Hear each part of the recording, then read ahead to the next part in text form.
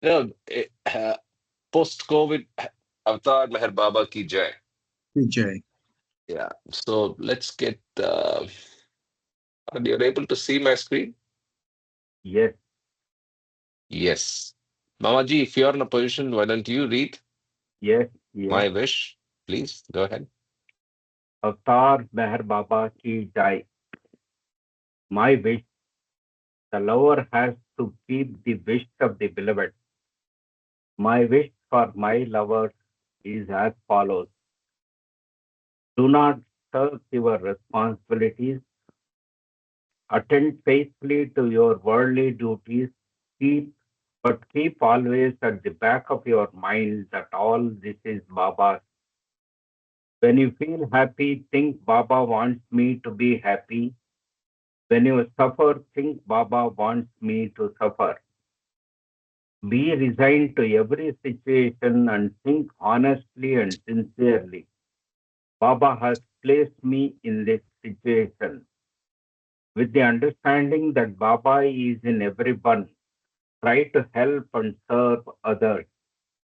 I say with my divine authority to each and all that whosoever takes my name at the time of breathing his last comes to me.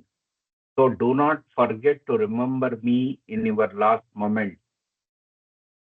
Unless you start remembering me from now on, it will be difficult to remember me when your end approaches. You should start practicing from now on. Even if you take my name only once every day, you will not forget to remember me in your dying moment. Avtar Meher Baba Ki Jai. Ki jai. Thank you.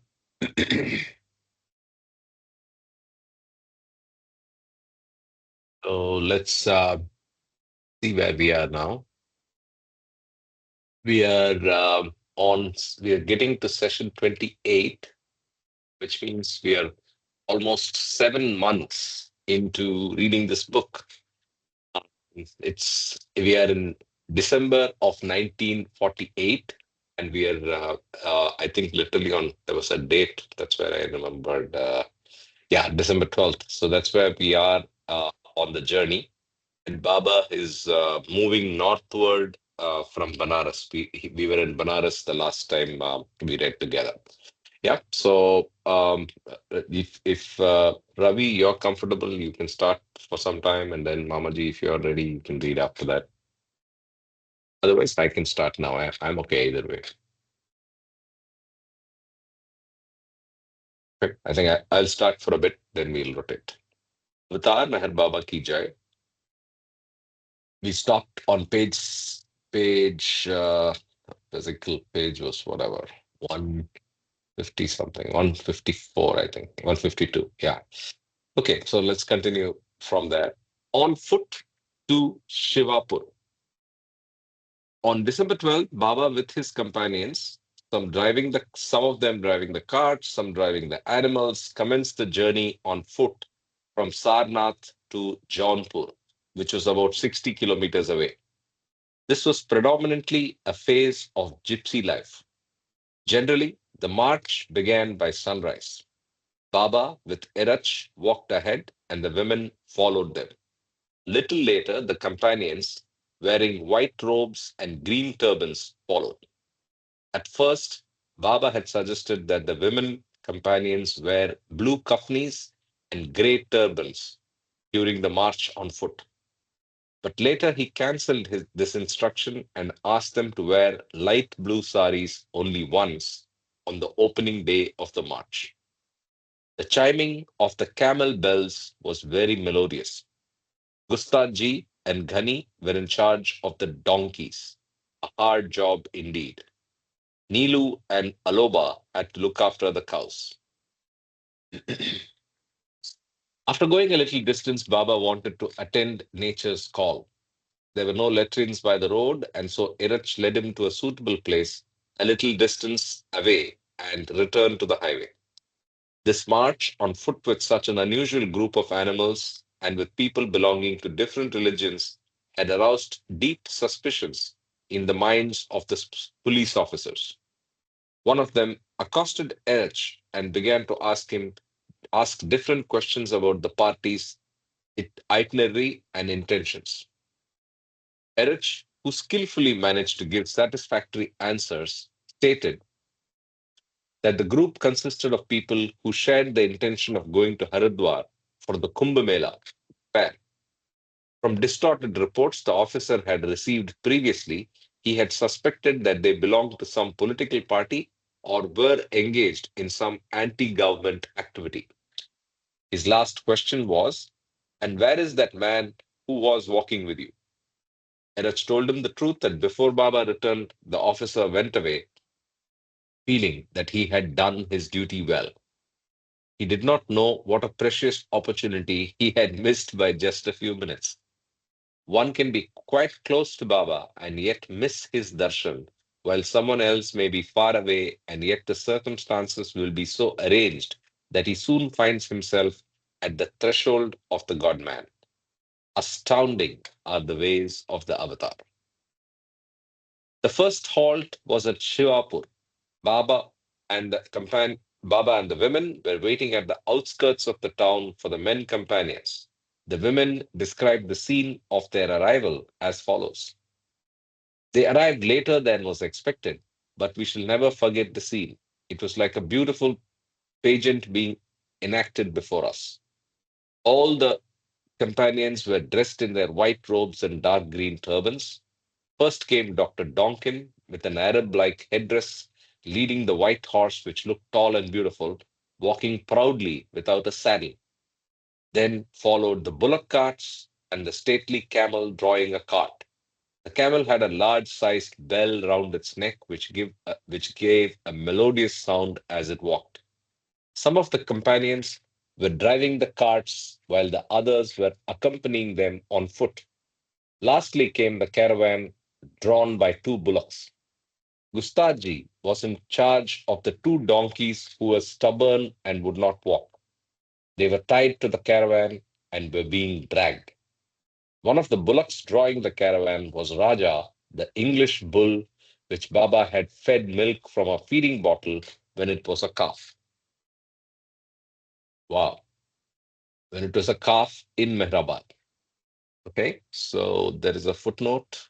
It's from the Glow, volume number 8, published in 1973, February, page number 5. All the companions had arrived except Neelu. He was very fond of milk, but this fondness had gotten him in trouble. At Sarnath, Baba told Neelu that as he was fond of milk, he would have to look after the milch cow. It had a young calf too. After a journey of about a kilometer, the calf could not keep pace with the mother cow. It began to stagger and fall to the ground. So poor Neelu had to carry it on his shoulders for some distance. He fell behind. The party had already walked into town when, at the octroi outpost, Neelu was to pay the tax. The clerk thought that Neelu had come to sell the cow. According to the new life conditions, he was not permitted to carry a single coin with him. Fatigued and annoyed as he was, it was hard for him to convince the clerk that he was a pilgrim on the way to Hardwar. God be blessed, in the end, he somehow managed to prevail upon the official to let him buy. Later the same day, hearing the plight of the companions in charge of the animals, Baba agreed to sell some of them and also to send some by railway to Haridwar. So, octroi must be the reference. Yeah. In India, a small tax is levied by the city municipality on things brought for sale from the outside area. So, it's some sort of excise duty. Now, I some think it time doesn't. ago, Hmm. I asked Vidya Hmm. some other About this reference. milk I don't thing? remember. Huh? About the milk thing? I was just thinking of that. No, no, no, not the milk thing, but I Okay. asked her about something else. I forgot which that was. What she told me was she remembered everything, her interaction, or Dr. Neelu's interaction with Baba very clearly. First time Uh-huh. when he met, when he came to Murabad and um who invited him? Vishnu invited him to spend some time. So that's how Dr. Neelu came to spend time, and that's when he met. And she remembered everything that is connected with Baba. But apart from that, she doesn't remember anything else. I thought that was very interesting. Interesting. So Yeah, I was only wondering if there was some way she could relate to what we're just reading, which is I think the so. I fact think that she'll remember that. I think. yeah, or maybe Yeah. she has some other sanskaric connect to that. Maybe she continues that love for milk, or has some relationship with cows. We don't know. Yeah. Maybe Okay. interesting to find Now I out. remember. Now I remember once. Thursdays Bombay group. They have the Sam Patel invites Yeah, I know. different people who had connection with Baba and gives a talk. Once one guy came. Hmm. He was a distant relative of Dr. Neelu, Okay. and he talked a little bit about that. So in that Okay. connection, I happened to meet Vidya on Zoom, Okay. and I asked her about that. Then she told me she doesn't remember any other things Okay. Okay. except her interaction with Baba. Okay. Cool. Yeah, Let's Baba. continue. The parade of Mm. animals. It took 4 days for the party to reach Jaunpur. Those were the days which gave them the first taste of the gypsy life. The companions, in spite of the cold weather, had to spend the nights in the open under the trees, beg for food, and remain content with whatever was received in Bhiksha. It is rather difficult to express in English the exact meaning of the word Bhiksha when used in different contexts. In general, it can be anything which one receives as one begs for something, especially food. The party spent one night each camped at Shivapur, Babatpur, and Rehata. The march would generally commence from sunrise and continue till midday. Dried wood, if conveniently possible, would be collected on the way. At each stop, Pendu's work would be to look after the fodder of the animals and to take them to water. Kakabaria would be in charge of cooking. The companions and even Baba begged for food in the villages. Generally, the villagers were more hospitable in offering bhiksha than the city people. There was a small two-flapped tent for Baba, the two ends of which could be tied to the caravan, which provided shelter for the women companions at night. Anna would keep watch at night in the mandali. He was known as Anna 104. He did not understand English, but in the 1940s, when he was running a high fever, some Baba people visited him. As everyone entered the room, he would greet each with the word 104. When Baba visited him, Anna loudly cried out, Baba 104. And since then, he was known as Anna 104, the nickname Baba gave him. Mehra, Mani, and others knew that it was getting colder and colder, so they sewed some blankets together and made a warm sleeping bag for Baba. This was to protect Baba's physical body, the fairest flower of creation, the most delicate and the most powerful form. During the night, the women would rest in the coach, caravan. About the journey, the women companions wrote. Early in the morning, often before 4 o'clock, we would be awakened by Baba's knock on the door. Goher would roll up her bedding, and she and Mehru would jump out of the caravan, clutching their warm clothes, hurrying so Baba would not be kept waiting. Baba would enter the caravan, ask how he had slept, how we had slept, and tell us how cold it was outside, that we should take care and put on our warm clothes. While we washed and prepared hot water for Baba's washing and shaving, we were drawn to the warmth of the open fire like a pin to a magnet. The caravan was well insulated and warm compared to the air outside. Breakfast, a hot cup of tea, was most welcome, and with it, Baba would give us a chapati or two, anything that we had received in Bhiksha the day before. Milk for the tea, tea was provided by the cow. Patel would milk her, and Kaka made the tea. Mehra would pour the tea for Baba, and we would have breakfast. After tea, we would wash up and hurry with our packing as best as we could with our fingers numb with cold. Baba would go over to the men mandali to see how they were faring. They had to tend to the animals and then to themselves and pack the carts.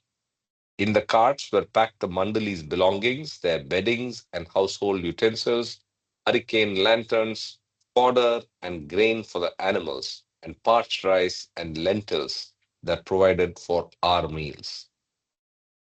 That again is a reference from the same book. At every halt, there would be a crowd of visitors, men and women with eyes filled with inquisitiveness. This made the women companions feel rather uncomfortable as they had spent most of their lives in secluded places. The villagers marveled at the parade of animals and the strange group wearing long robes and turbans. Some thought that they were a group of refugees from Pakistan, for this was the period following the partition. Some inquired if the companions belonged to a circus troupe. Few were curious about the inclusion of the donkeys with the other animals. Nowhere in India had they seen or heard of any spiritually minded group leading donkeys to a place of pilgrimage. It was extremely difficult for anyone to satisfy their curiosity. Years later, Kakabaria, one of the companions, commented that through the animals taken with them in the new life, Baba gave a fresh impetus to the work done for the animal kingdom in his past advents. The white horse, according to Kaka, represented the work accomplished by Zoroaster, and the cows that by Krishna. The donkeys were the medium for recharging the spiritual push given by Jesus, and the camel that by Prophet Muhammad. Kaka, as Baba's dearest disciple and personal attendant, might have asked Baba about the significance of this parade of animals in the new life, or this might be entirely his own interpretation. I'm not sure. If Kaka told this to the villagers, some might have laughed at him, and perhaps this explanation would have intrigued them all the more. Leaving such queries apart, as soon as the villagers knew that this group was on its way to Haridwar, the famous place of pilgrimage in India, their minds and hearts would be filled with deep respect and devotion. They would ask if they could be of any help to them. So pause here. This is such an Indian thing, right? So whenever we hear of anybody going to a pilgrimage, the first instinctive reaction we are taught to do is help them in whatever way we can. And if it's a group that deserves monetary support, even that is given, right? So that's again something unique to our culture. Um, I was reminded, like Kakabaria's interpretation, which we don't know if it is from Baba's own message or it's purely his interpretation. I was drawn to something that I was thinking about in the earlier page uh, on what is the role of these animals. What do you think are the role of these animals? I have one theory, but I'll wait to hear from you guys.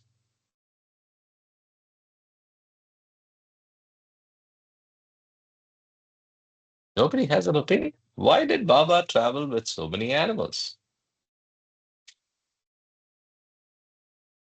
Okay, my theory is actually I was not it's not a theory with any serious thinking.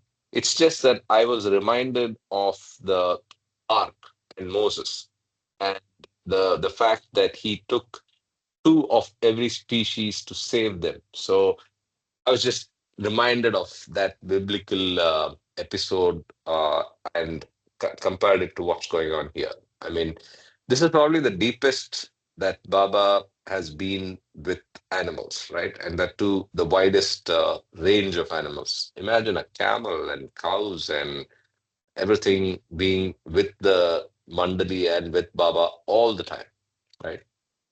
Anyway, let's continue. The vacuum period.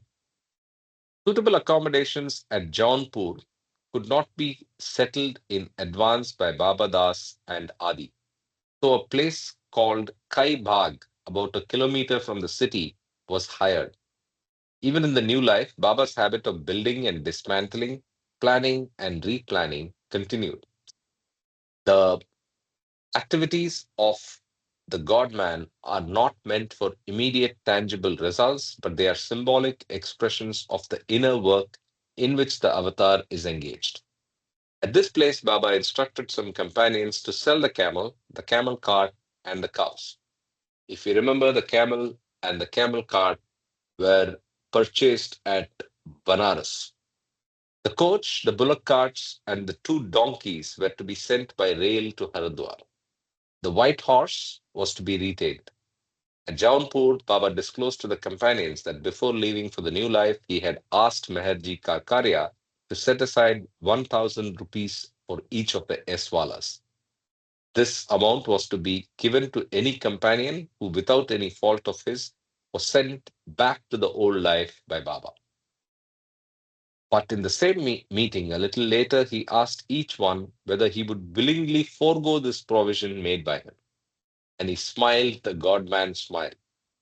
Whether the avatar gives something or takes away anything from any of his dear ones, it is equally graceful.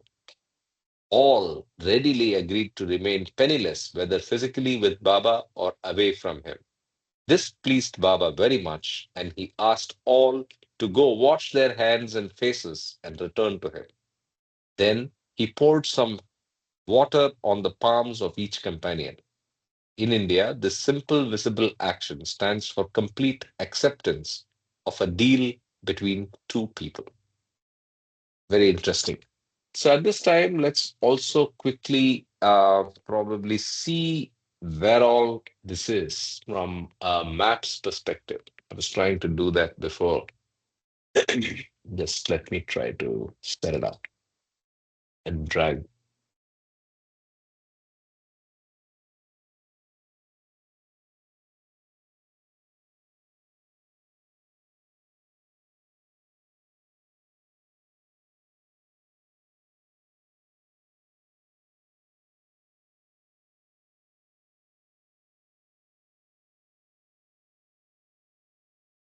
Northeast, right? Northeast of Yeah. Delhi. Yes. No, it's actually south of Delhi, right? Yeah, No, we'll north, check it in north. a we'll check it in a Which minute. one? Which one are you talking about? I'm talking about Which city? Sarnath. Sarnath is near So Varanasi. so near Patna, yeah, near Patna. No, no, no. And, Varanasi, in the Varanasi. Sarnath is in the Varanasi. near Varanasi, right? Not in Yeah, within few kilometers, within the yeah, city yeah. limits. UP. Oh, they add another option. I mean, you can't add this on the browser. This is strange.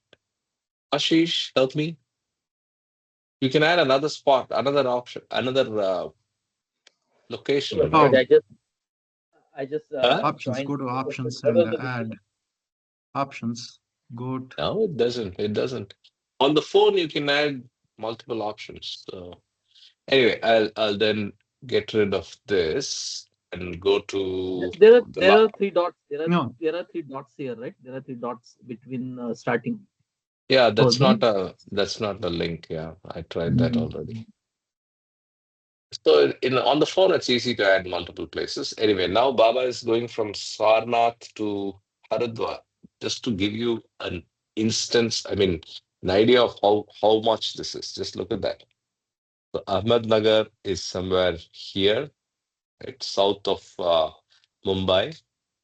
They walked all the way to Sarnath, and now they are headed to Uttarakhand, and they're headed to Haridwar. On the way, they are stopping at Shivapur, Babatpur, and what's the other place? Rehata. Rehata. And right now, they are at Shivapur. So if you are walking, it's a 7-day journey. Okay. That's just to give you a sense of what's going on. Maybe, just maybe, the route may include those places. Shah Jahanpur, You can Rampur. add, now you got that plus mark. Where? There's no plus mark. I'm You can looking. add Oh, a yeah. Now destination. it came. Now it came. Yeah. Shivapur. No, Shivapur is not there as a place. Rehata. This is all Madhya Pradesh. It's not even on the way. What's the other one? Babatpur. Maybe they changed the name. Babatpur is on the way. Yeah, Babatpur is pretty much on the way. And then maybe, is it Madhya Pradesh? No, Madhya Pradesh is way Uttar below. Pradesh. Uttar No, Pradesh. I'm just checking. Yeah, Babatpur is here, very close. And then Jaunpur.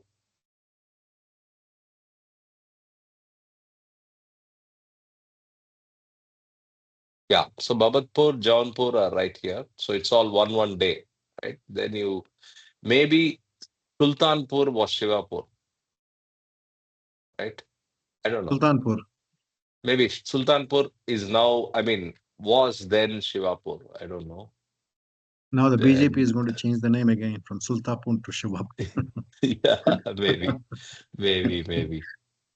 So I don't see Babatpur. I don't see, yeah, I think, but still they have a long way to go. Just gives you a context for what's going on. So I thought it might be worth the time doing this. Okay, so Baba is now, I mean, he's just recounting the incident about the Yaswalas. Let's continue from that point on.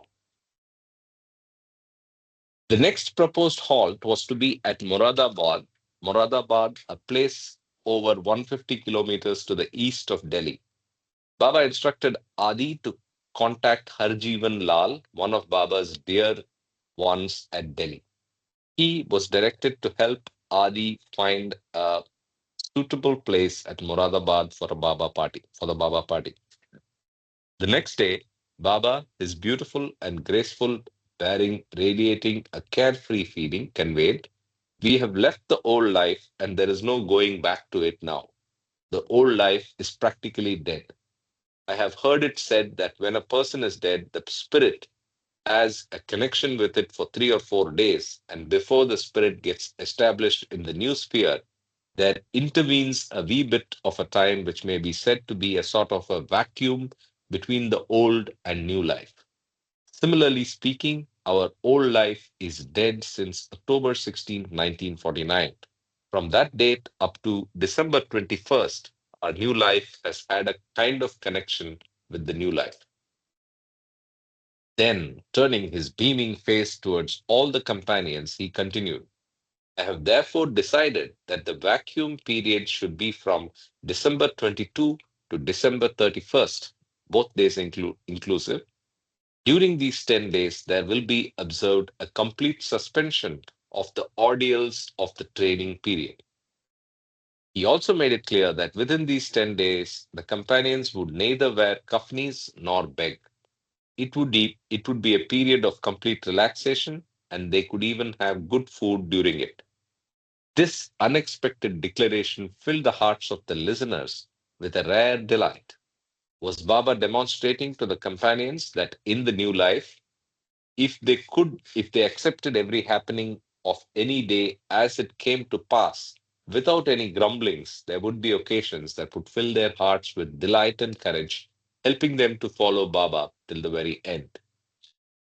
So that reference of Baba's message here is from the New Life Circular issued on 23rd January 1950.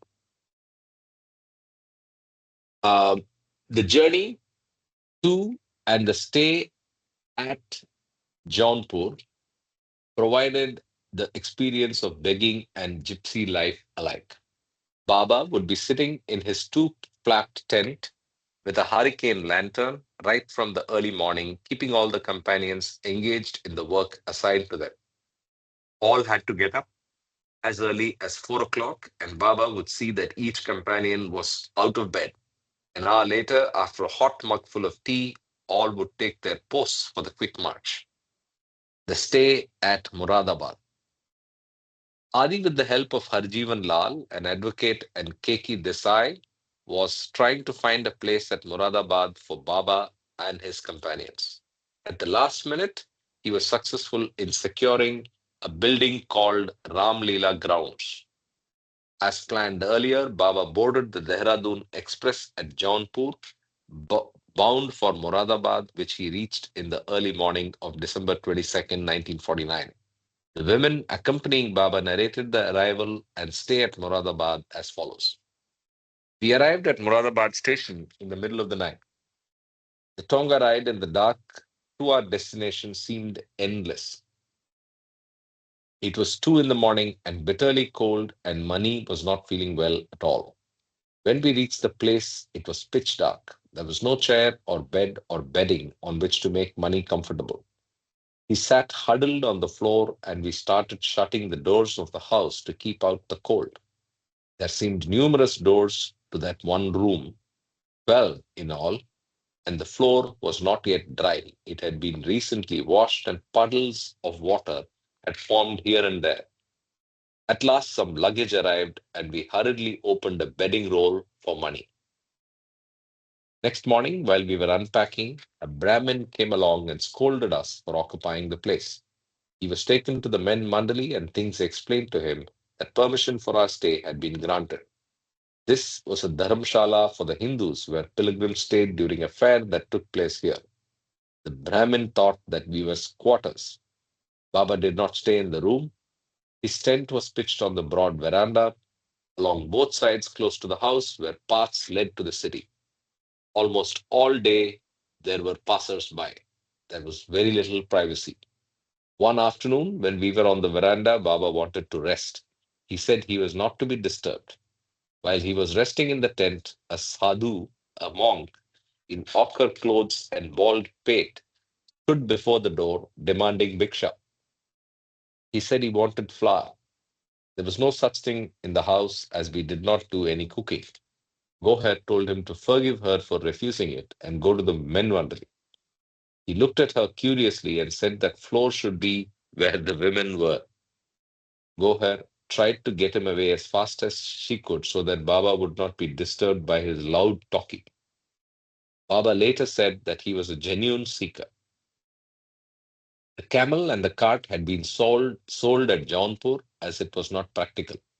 The cow and calf were sold at Moradabad as the calf gave too much trouble. Dr. Neelu had been responsible for the cow, and he often had to carry the calf on his shoulders so that the mother would follow. The white horse had to be hitched to a tonga, but it refused to budge. An expert tongawala, coachman, was called to break him in. After a tussle, the horse was hitched to the tonga. Another tonga and filly were also bought, and another bullock cart to replace the camel cart. Vaidul drove the tonga drawn by the white horse with Kaka behind with provisions for our meal. They would go ahead so that the meal would be prepared and kept ready when our party arrived. But it was not easy to get the temperamental horse to start. If there was weight in the tonga, it would not budge.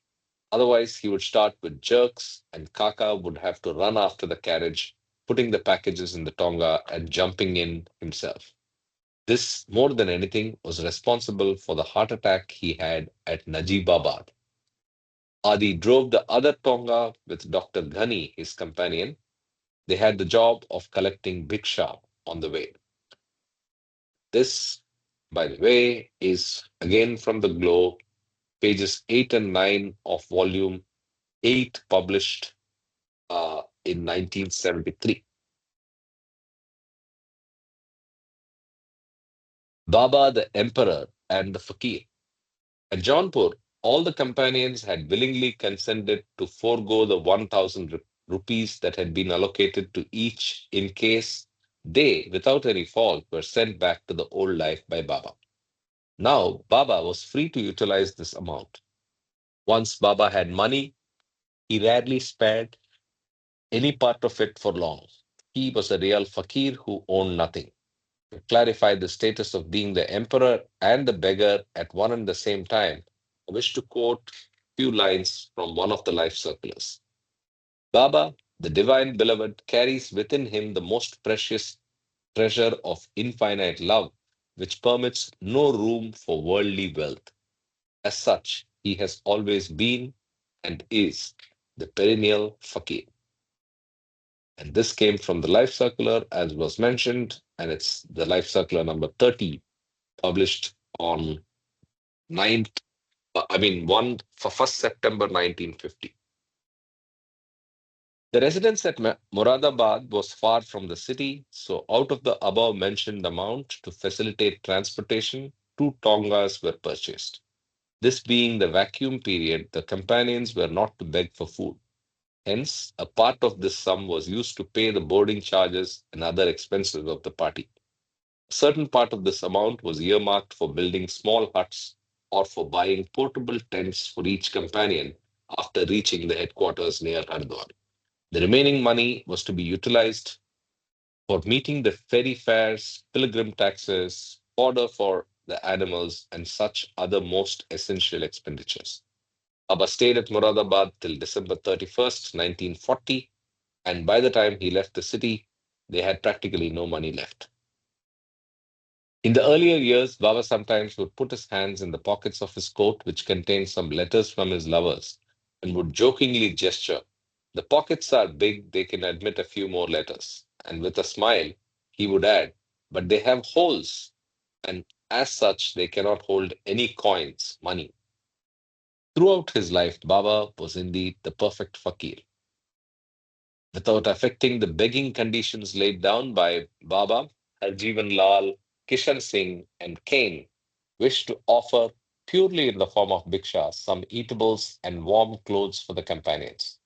Baba kindly accepted the proposal. He allowed them to send these articles before January 1st, 1950. They were not to deliver these things in person, but to send the same with a person approved by Baba. Ajivan Lal sent mufflers and sweaters, socks and monkey caps, woolen jackets and blankets. As it was December, a fairly cold season in UP, the warm clothing was not only useful, but one might say essential. Without these woolen clothes, the companions would have suffered tremendously from the severe cold. In two separate trunks, he also sent many nourishing things: jam, dry fruits, ghee, etc. This timely offer was very much appreciated by all. He also asked Baba's permission to send some pajamas and sugar before the beginning of the next year. The companions felt that to live with Baba was to live with the emperor and the fakir in one. Note was sent to Harjivan expressing Baba's happiness for this unconditional and unselfish offering. But at the same time, he was warned that henceforth he should have no communication or contact with Baba during his new life. To Baba's people, any message from him was the harbinger of blessedness. It meant that the master regarded them as his own. Hey, any volunteers to read? Oh, I'm sorry, I just noticed that I somebody can has read. sent a I can read. message. Yeah.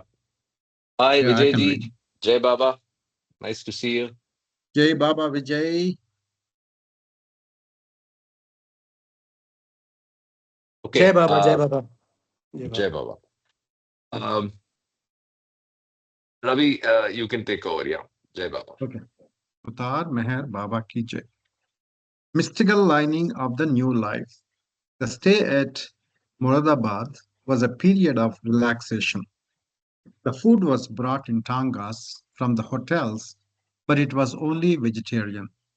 One day, Gani remarked that he did not feel satisfied with this grassitarian stuff. In this vacuum period, why can't we enjoy the non vegetarian dishes? He concluded. Hearing this, Baba turned his gaze towards him and conveyed, Today, I permit you to visit any good hotel you like.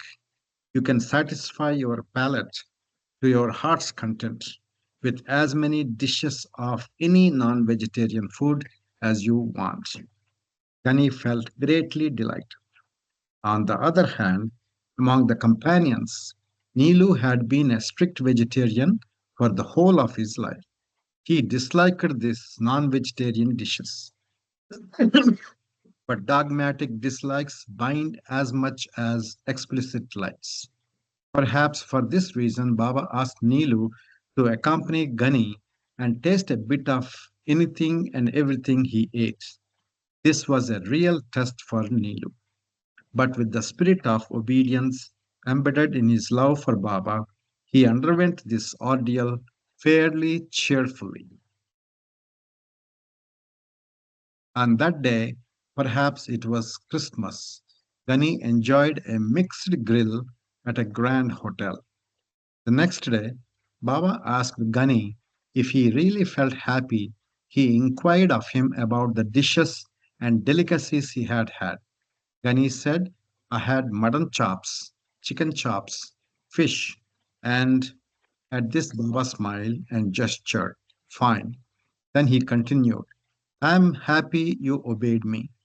Today, here is another order from me for you. Put on your kafni and visit the same hotel to beg for food. Gani sportively and willingly agreed to this. As he approached the hotel, the manager, as well as servants who had received tips at Gani's hands, were greatly surprised to find the respectable customer of yesterday today calling out, Brother, give Bhiksha. How could one expect them to understand the sense of humor of the perfect companion and one's championship with him? Anyway, Companionship. Gani played hmm? No, no, it was companionship, not championship. Yeah. companionship, sorry, yeah, companionship with him. Anyway, Gani played this part well and this pleased Baba. He also permitted Baidal and Alaba to have a non vegetarian feast. But they had not grumbled about the vegetarian diet. They were not sent out for bhiksha. The new life had throughout a mystical lining. For some companions, it provided a few intense inner emotional experiences, while for others, it provided a deeper understanding of life. With Baba, this phase was never a freak, superficial, religious insanity. It was rather a profound expression of universal divinity, sowing the seeds of the new humanity. It was a demonstration where kingly and beggarly life were beautifully blended. But to inherit a little of the treasure of the new life, special preparedness is expected of a person. Francis Babajan, one of Baba's close disciples, once read the following lines to Baba. These point out the qualifications needed to be a companion to the eternal beloved, and they also give a taste of what life with him is like. The qualifications for the path of love are these: a gale of destruction to oneself, to others, a soft dawn breeze. When a man can suffer heart's tempests while his forehead smiles, he is fit for sea travel, deserts, and mountain refiles. When he becomes both the baffled lion and a lamb at play, he will meet that master who can set his feet on the way.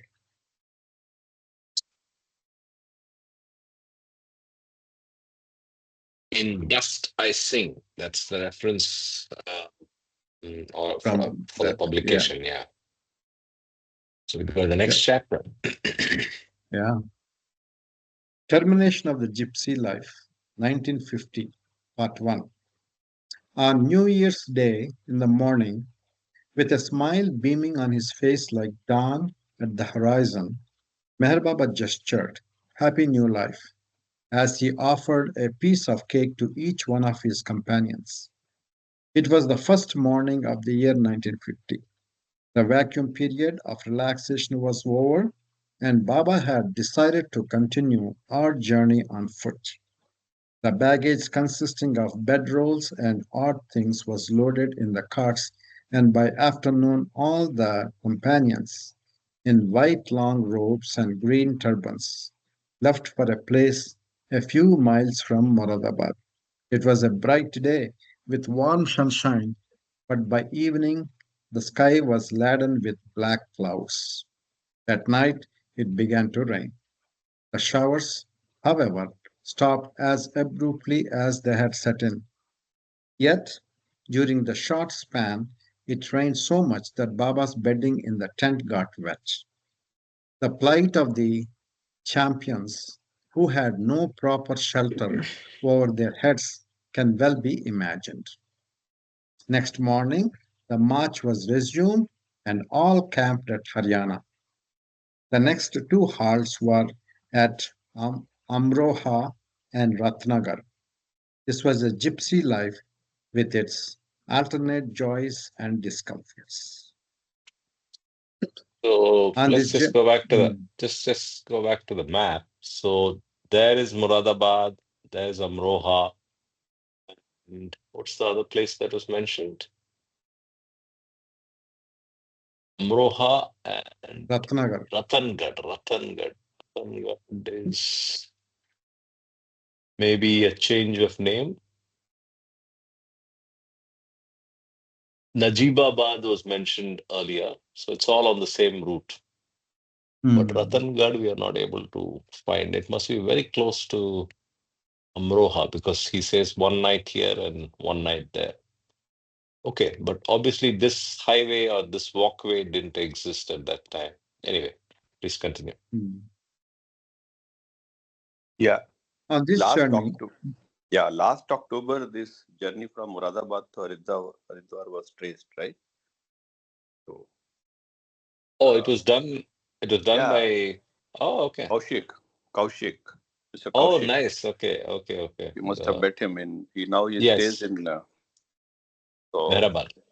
Ahmedabad. So Yeah. normally I think he talks in Hindi, but possible we can connect with him and talk about it when we feel right. Yeah, AD Kaushik. yeah.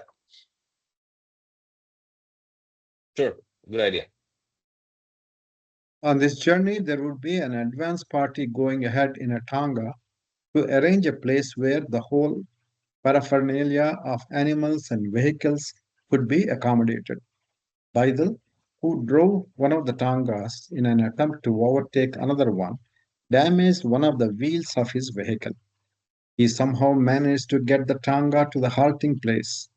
On Baba's arrival, the mishap was brought to his notice. He, however, did not approve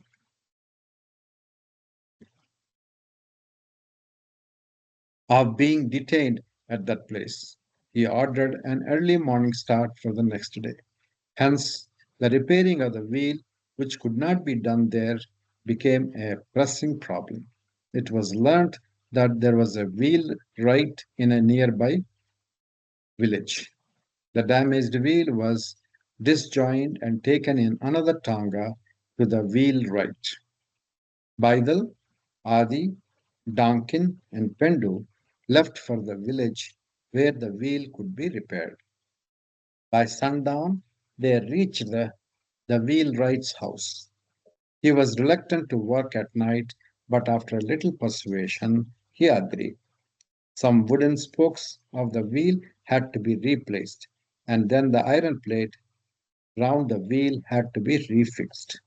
From the demeanor of the visitors, the wheelwright knew that they were not conventional customers. He requested them to take their seats on a charpai, as the work would take a long time. It was getting darker and colder too. Out of courtesy, the wheelwright asked them if he could offer them tea. In India, any time can be tea time. The man was very surprised at the nature of their acceptance, for they were willing to have it only if it were offered as bhiksha. And yet, these four fair skinned, robust men were prepared to pay reasonably well for the repair charges. Strange. The wheelwright explained that he was not joking. The, the companions answered that they too had been serious in their reply to him. All this was beyond the wheelwright's comprehension.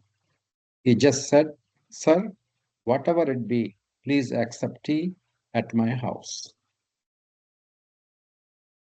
When it was served, all felt happy to have a hot drink in the cold weather. But at the first sip, they had a surprise. As was customary in that part of India, salt in addition to sugar had been added, and this was not to be companions' taste. When the work was done, the wheel, along with the iron plate, was placed on a circular formation of cow dung cakes that were set aflame. The plate, with its rubber tire, was then hammered and fixed to the wheel. Because it was so dark, the friend of the wheelwright was requested to guide them to the main road leading to the camp of the companions. This is a new usage. I've never seen the word wheelwright, but I basically Wheelwright. wheel. Yeah, maybe a wheel repair guy is called a wheelwright. Hmm. And adding salt to the tea. I never heard Yeah, I've never heard of that as well. that. That must be something. By the We time have they a reached the Jai Hey, Baba. Baba. Sorry, Jai Baba Namita. we please drink salt tea. No Really? sugar? Yeah. We have next year. I'll on Baba's birthday. I'll distribute that also. It's called Sure. sheer chai. Yeah, it's called sheer chai. We have special leaves for it, and it's pink in color. I'll send you photos, Jai Baba. Interesting. Okay. I had pink milk-based Kashmiri chai in Yeah. Dubai, but Yes. That is it was sweet no. This and one is served with dry called nunu fruits on chai. top. It's Okay. also called nunu chai. Nunu chai. Oh, because of Nunu is, I think, salt. Yeah. Yeah. Thank you, Thank Jai you. Baba. Great. By the time they reached the halting place, it was after midnight. A fire was kept burning to ward off the cold. Duncan and the others attached the repaired wheel to the damaged tongue. Duncan was so exhausted by the work that without unrolling his bedding, he just rested his head on it and passed the night by the fireside. As had been decided, the party started before daybreak. In the new life, everyone tried to carry out Baba's wishes cheerfully. That was their only pleasure. Baba uses a proxy. During these wanderings, Baba would lead the way, Pirich accompanying him, keeping a little distance behind. Mehra, Mani, Mehru, and Gohar would follow. About a furlong behind were the men companions. The woman gently carried a flask of fresh water for Baba. Finding that Baba did not ask for water, and since it was winter, when one would not ordinarily develop much of a thirst, one day they did not fill the flask. On that very morning, Baba felt thirsty. The women were very sorry, but they were helpless. Just then, Baba noticed a man fetching water from a well in a field that was by the road. Yurich, on Baba's indication, was quick to get water from him for Baba. Before quenching his thirst, Baba called Yurich and placed his forehead on Yurich's feet. He was then instructed to repeat the same gesture before conveying the words of thanks to the farmer.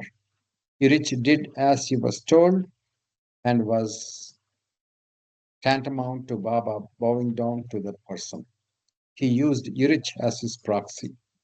Baba had on some occasions used his method of extending his help to needy persons through the medium of his disciples and close lovers. This brings to mind an incident in early 1940. Baba had sent Urich on special work to Pune. Previously, someone had offered Baba a packet containing money. Baba did not wish to accept it. The man was pained and he begged Baba to accept the packet. Baba then asked Urich to pick up the packet. He told him to give that sum to a needy family. He also instructed Urich to keep the money with him whenever he went out visiting some town to fulfill the work Baba had entrusted him with. Urich looked a bit puzzled, but Baba assured him that he would inwardly guide him to whom the amount should be given. After some months, Urich went to Pune. It was summer. He felt thirsty and visited a sugarcane juice stand. There were a lot of customers. A few of them, sitting beside Urich, were loudly debating on the present day condition of human virtue. One stated, honesty has become a sin and dishonesty a merit. The topic arrested Urich's attention. In support of this modern policy, one among the group related a true story wherein an honest, pious person had to suffer much for his righteousness. The owner of the shop also participated in this discussion. When these people left, Urich approached the proprietor and requested him to tell him the name and address of that person. At first, he hesitated. When Urich convinced him that his elder brother Baba intended to help such people, he related the whole story and gave him the man's address. It seems this man, now middle aged, lived in Bor, a place about 40 kilometers from Pune. Formerly, he had held a good post in the municipal office. His uprightness and impartiality had thwarted the corrupt schemes of some municipal members. Being in power, these individuals brought false charges against this employee, and he was demoted to an ordinary octroi clerk. Because of his family, he dared not leave the job as it was not easy to get another. Irich knew Baba's instructions concerning such families and also the conditions under which some monetary help would be offered to them. That same afternoon, he left for Bhor. On reaching the town, he found the residence of that oppressed person. He was not at home. His wife and two daughters, finding young Urich wearing khaki pants and a shirt with a hat in hand, took him to be a police officer.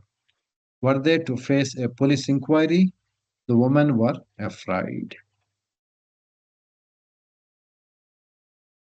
The girls became evasive and hesitated to divulge any real information about their father. Urich, with great skill, explained the philanthropic work of his elder brother, who lovingly helped respectable families in distress. Slowly and hesitatingly, they revealed that the head of the family was at work and would not return till late evening. The wife explained that if the help was in the form of a loan, they would not be able to pay even the interest, let alone the principal.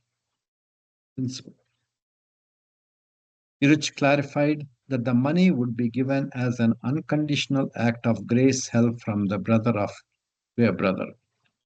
He will give and forget. You receive it and forget. That's all, concluded Urich. To them, this seemed unbelievable. Urich, during the conversation personally, discovered the authenticity of the information he had casually overheard. He told the woman that he would return to next day with the money and requested her to ask her husband to remain at home. With this instruction, he left for Pune to attend other Baba work.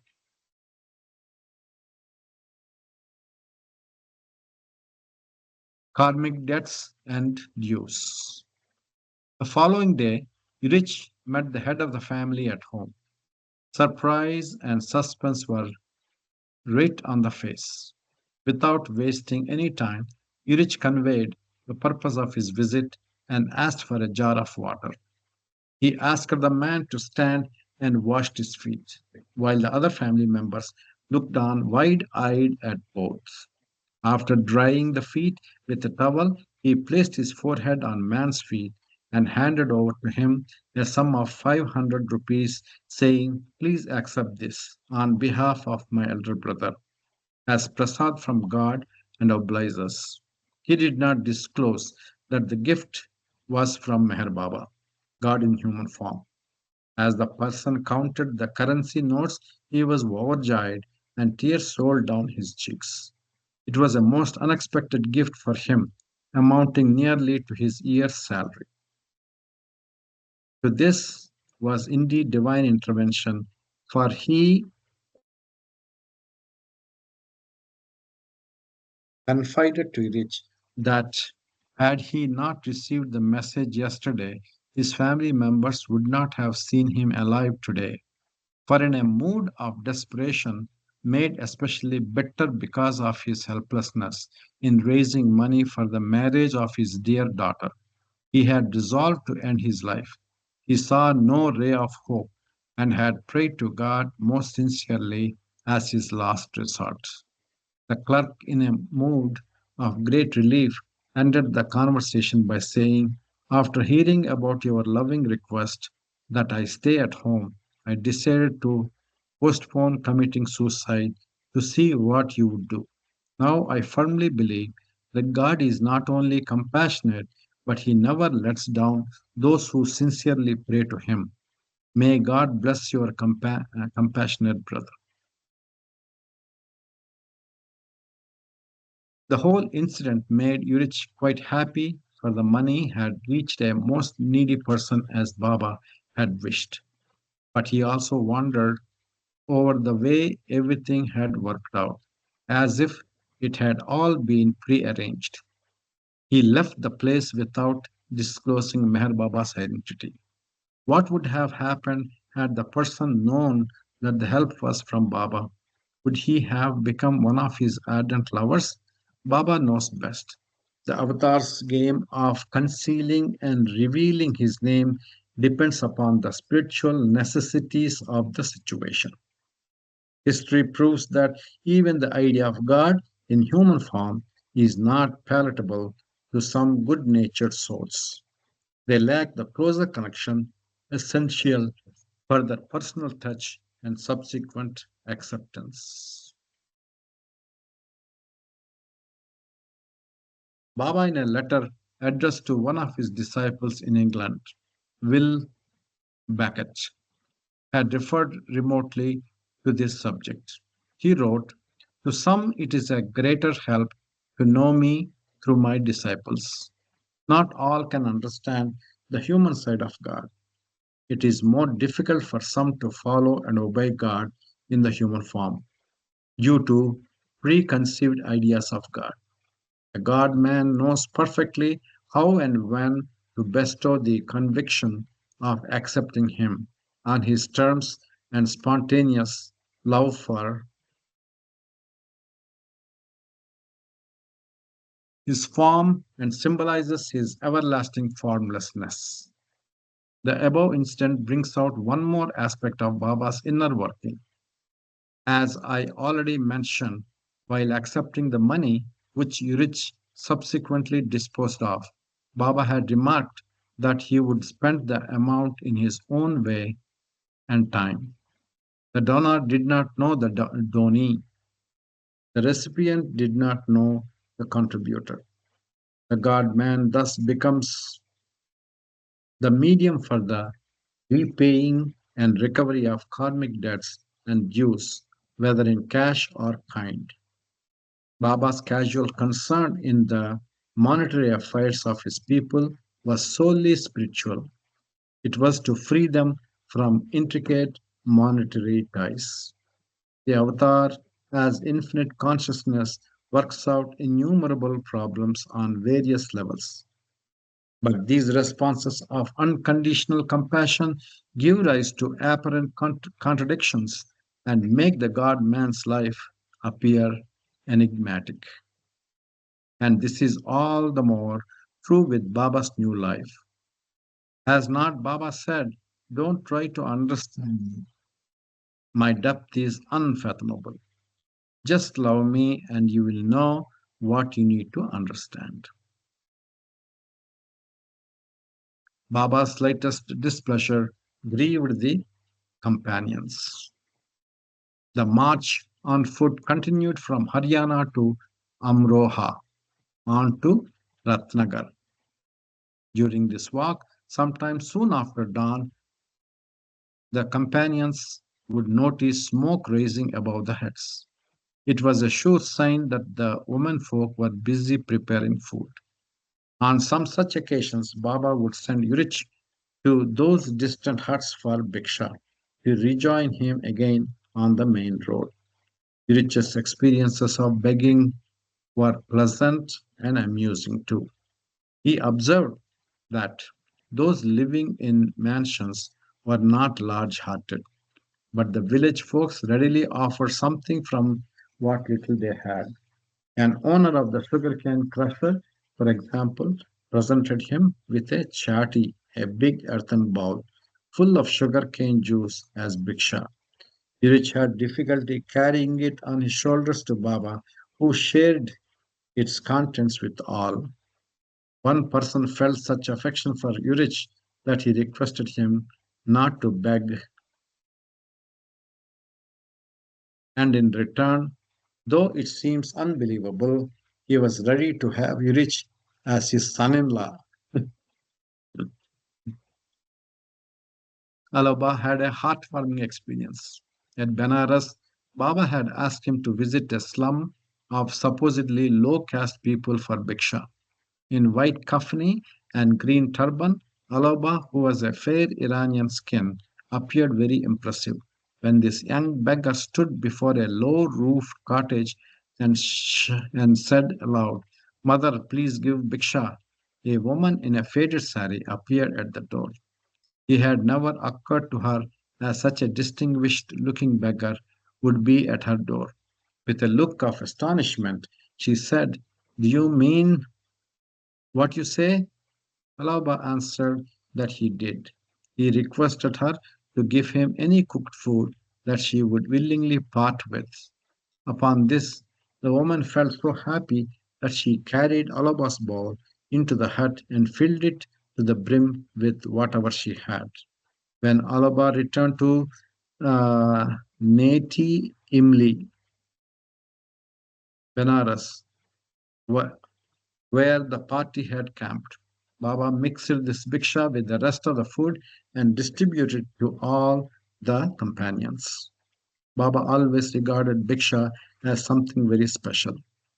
At Ratnagar, Baba himself went out begging with his bow and satchel. God knows who were the hosts of honor of his perfect beggar. It was January, a season of severe cold in northern India, but the companions had to pass some nights with no proper shelter. Some slept under the open skies, some under the trees, or whatever other accommodation was possible.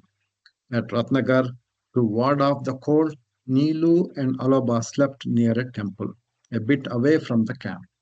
One night, Anna, 104, who was the night watchman near Baba's tent, blew a whistle. According to Baba's standing instructions, when this emergency call was sounded, all had to gather near the tent. By the time the companions got there, it was discovered that the alarm signal had been given by mistake. Anna had been frightened by what turned out to be nothing more than a shadow. In no time, all returned to their beds, perhaps cursing Anna for disturbing their sleep for nothing.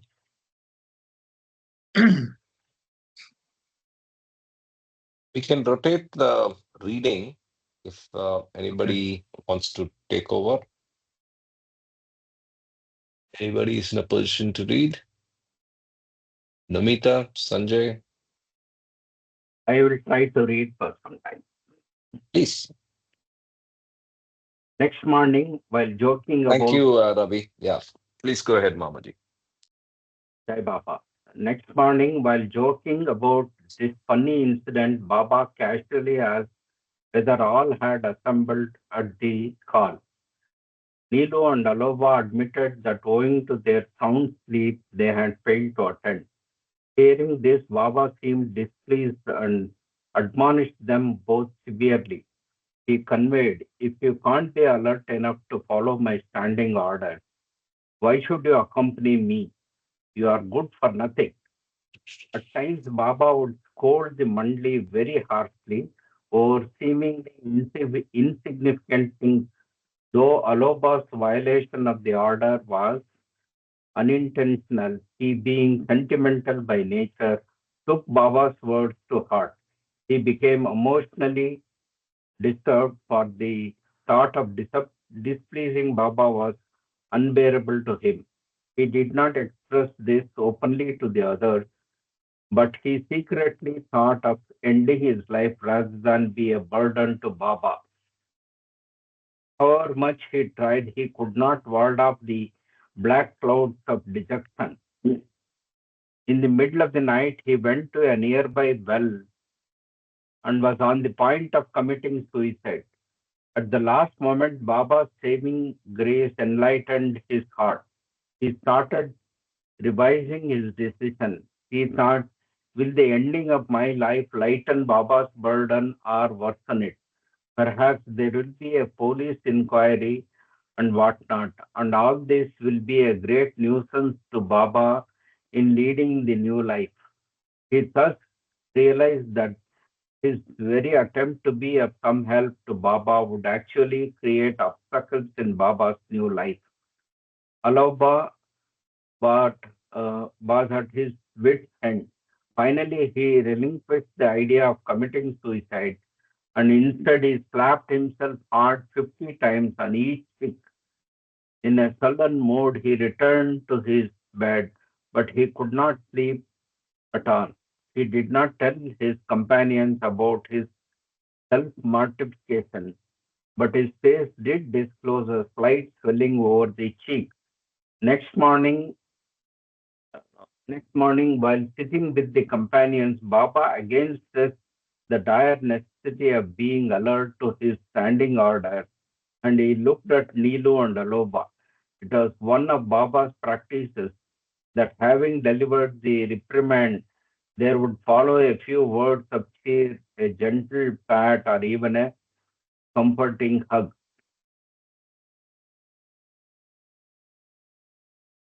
On this occasion, he embraced Nilu and Aloba and pardoned them for their unintentional failure. Then he asked the question, who didn't sleep last night? Aloba raised his hand. Baba, the all-knowing one, did not ask him the reason, but just conveyed, try to have a good sleep tonight. Aloba tried his best, but he had to spend most of the time watching the stars. He feared that the next morning Baba might again ask him about his sleep, and he did. Aloba had to again reply that he hadn't slept. Without any further inquiry, Baba ordered him to sleep well that night. Aloba had not yet recovered from the shock of disobeying Baba, and he was worried about successfully carrying out this latest order. So he bound a scarf tightly over his eyes and kept it on from night till early morning. True, he did not succeed in having a sound sleep, but he did doze off occasionally. He had done his best, and that was what Baba expected of him. Baba did not inquire again about his sleep.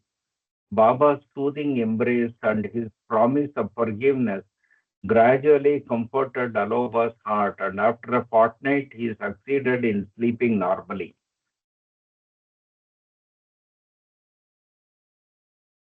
Sentimental disturbances need a considerable time to heal.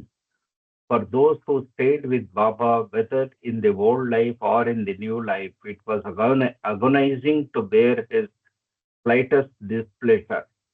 They regarded each of Baba's action as a selfless expression of divinity, of divine wisdom in action. Selfless expression of divinity, of divine wisdom in action.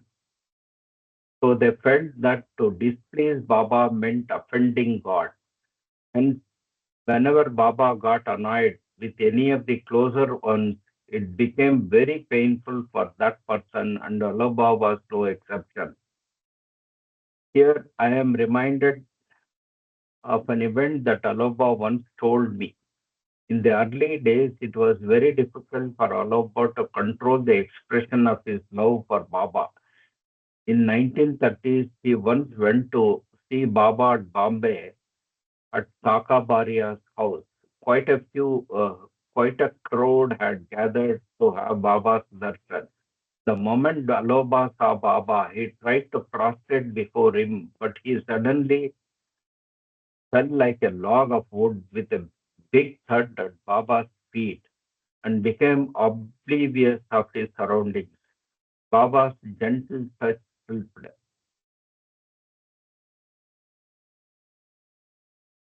helped him to regain his senses. As he got up, beads of tears were trickling down his cheeks.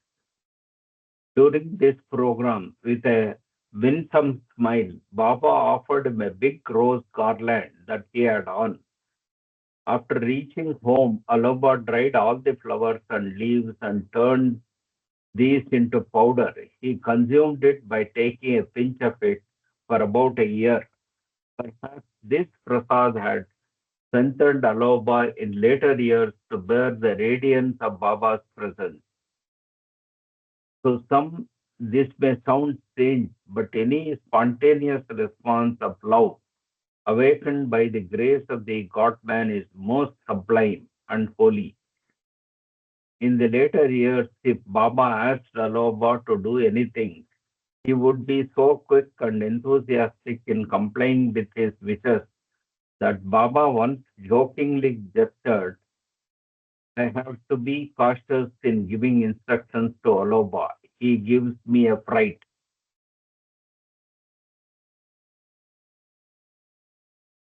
Incredible becomes credible. After 3 days stay at Ratangarh, the party marched on to Natur, Moradabad and Husainabad. From the last stop, Baba sent Adi, Gani and Baba Das a day in advance by rail to Najibabad to make the necessary arrangements for lodging and boarding the companions. He asked them to try and conform with the following conditions.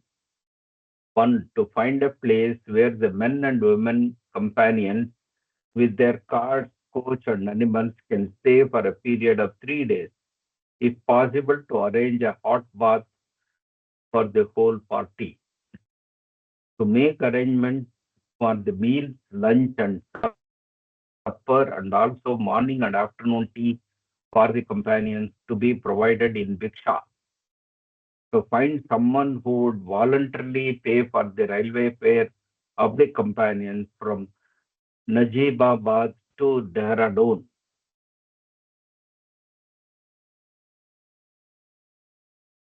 All these conditions appeared obviously incredible. One often wonders if such a life of planned uncertainties and incredible actualities has ever been lived by any master. To some extent, Baba's new life seemed to have a Zen flavor about it. In this life, those who accompanied Baba had to have implicit allegiance to his order. So Adi with Baba Das and Gani left for Najibabad. Baba gave them enough money for their railway fare and transportation in town, but they were not permitted to spend a single pipe from that amount for food or soft drinks. They were to carry food with them from Husainabad. In case the stock of food was exhausted and they felt hungry, they were to beg for it. During the journey by rail, the trio felt so hungry that by the time they reached Najibabad, they had finished all the food they had brought with them. They had they had not previously visited this place. They had no idea where to go or whom to contact, and yet the work entrusted to them had to be completed soon, for Baba was to arrive the next morning. Adi approached the manager of a dharmashala, who did not readily agree to allot them a room. The three carts practically filled their room and left very little space in between to move about in. Gani was a heart patient, and on that day, all of a sudden, he felt very weak and had to rest in bed, while Baba Das, who had developed sciatic pain, expressed his inability to accompany Adi. So Adi hired a Tonga and asked the driver to take him to prominent citizens of the town. He visited some, but no one expressed any readiness to accede to any of the three conditions as laid down by Baba. Moreover, they were expected to fulfill these terms without inquiring much about the party's whereabouts. After some time, the Tangawala politely asked Adi about the nature of his work. After learning Adi's intentions, he remarked, "Why didn't you tell me about it in the beginning? That would have made this job easier." So saying, he took Adi to a cloth merchant named Makhanlal, a very generous person. Adi explained to him the three requirements of the Baba party. Makhanlal frankly replied, "Don't depend on me for any residential arrangement. As for the meals and tea, I shall willingly do what you want me to. Be assured that I can manage it not only for 3 days but even for 3 weeks." Adi was quite surprised with this answer and felt greatly relieved. A big problem was solved. He thanked Makhanlal and told him that he would tell him their place of residence after the party's arrival. Now the Dongawala became a guide. He led Adi to another merchant, wholesale dealer in Gatesu, one of the substances used in the preparation of pawn. It seemed that Adi's luck had changed. The businessman readily agreed to pay the railway fare of the companions going from Najibabad to Dehradun. He did not press Adi for the whereabouts of the party. The casual information that the group was on its way to Kumbh Mela proved sufficient for his consent. He called his Munim, accountant and cashier, and introduced him to Adi. He also directed him to go to the station and to purchase, when requested, the railway tickets under Adi's direction. For this second surprise of the day, Adi heartily thanked that large-hearted person. The problem of lodging was still unsolved. While going towards the station, Adi noticed an unkempt garden. The gate was closed but not locked. There was a spacious platform inside which Adi thought could be used for spreading the bedrolls of companions.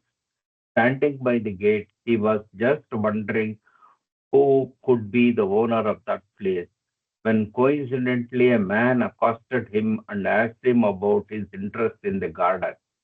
Adi told him that his party was in its way to Haridwar and the companions were expected to arrive at Najibabad next day morning, and he was looking for a place where they could stay for 3 days.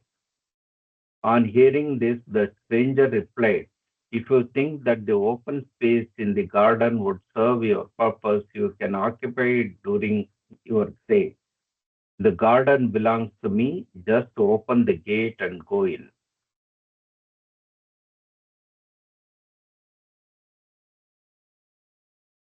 In a very cheerful mood, Adi returned to the room in the Dharmashala, but felt sad to find Gani and Baba Das still unwell, resting in bed. They welcomed Adi's arrival and were glad to share the news, but they were feeling weak and especially hungry. Baba's instruction was not to spend money on food or soft drinks. They had no food left with which to appease their hunger. The only solution was to get some bhiksha. But after his hard, active round through the city, Adi had no energy left for going out and begging. The Tangawala was still waiting to be paid. As he went out to pay him, he thought of a plan and asked the man, "How much money should I give you?" The man answered, 10 rupees, sir. Adi replied, "You have really been of great help to me. I will be happy to pay you 20 rupees for your services." The person did not expect such a big sum. In that mood of surprise, the Tangawala said, "It is too much, sir. I am very thankful for you. What more can I do for you?" At this, Adi gave him another surprise by saying, "If you really mean what you say, you may offer food to the three of us as bhiksha." The man looked confused and said, "Sahib, what are you saying? I can arrange to pay for your meals at any hotel. Why do you talk of bhiksha? Are you joking?" Adi explained that uh,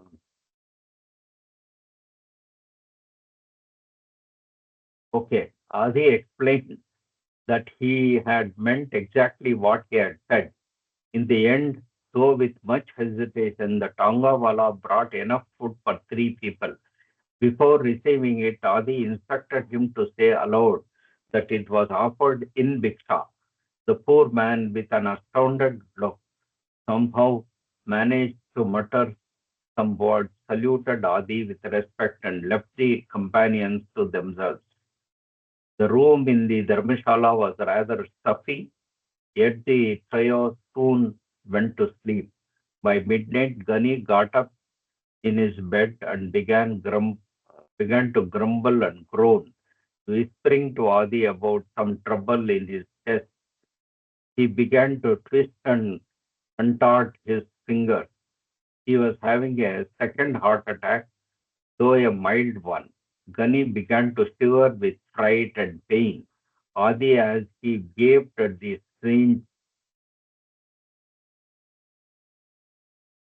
scene, tried to be brave, but he could not shake off his nagging fear.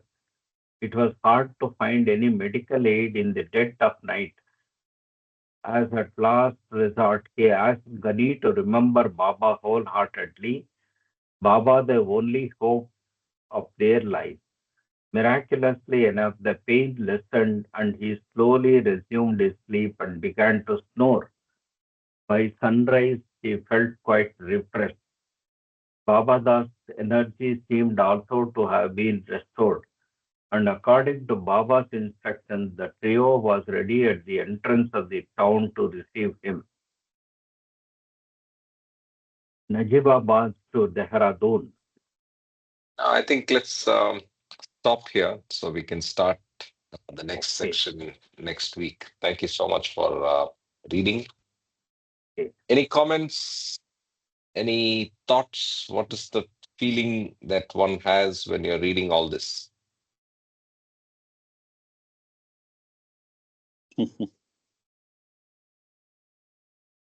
Lucky Tongawala. Yeah, yes, yes. Yeah. Feeling I of mean, being part of these are the the people who are lost in the whole discourse, if we may use that word. You know, he must he must have been a, you don't know, the person who offered Makhan Lal. Yes, even They are him. really blessed people, and Yes, they yes. are not even known. That's what I feel. True. Jai Baba. It feels like we are traveling with them. Yes. Your But your your famous desire to do the blue bus tours. You're Yeah, doing it Baba. virtually. Yes, I think Baba. But maybe he's just training me for the big thing. Sure, of Yeah, could happen, right? course.